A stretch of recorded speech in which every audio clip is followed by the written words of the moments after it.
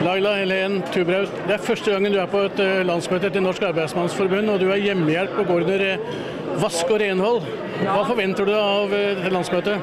Jeg forventer å lære veldig mye, og jeg forventer mye gode diskusjoner og gode debatter. Og ja, det er vel det jeg forventer. Jeg har allerede opplevd veldig mye. Jeg var veldig imponert og fornøyd av den flotte åpningen og den flotte talen som Erna hadde.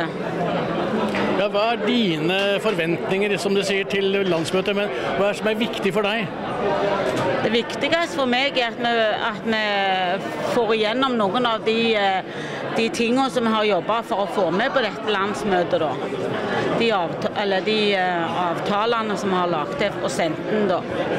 Hvordan er det å være renholder? Det er en tøff jobb? Det er en veldig tøff jobb, men det er en veldig givende jobb. Jeg jobber hjemme med eldre folk og har gjort det i 7 år. Så det er veldig givende, men det er en belastningsjobb, det er det. Men når du jobber med eldre folk, så er det ikke bare renhold. Du må jo prate litt og være litt sosial. Har du tid til det? Ja, jeg tar meg tid. Jeg gjør det.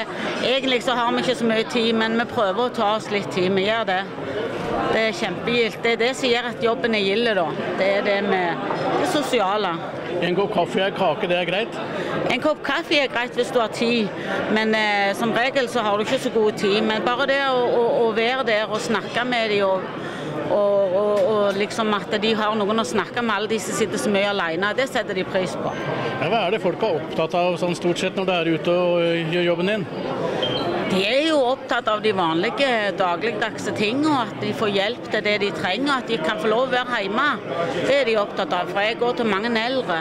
Så da dreier det seg jo mye om det at de ikke får plass på eldrehjemme, sykehjemme og sånn, og at de da kan få et tilbud hjemme til å få lov å være hjemme da.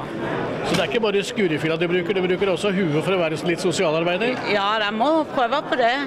Det er klart det. Vi er jo ikke sosialarbeidere, men vi blir som regel veldig godt opptatt av det de interesserer seg for.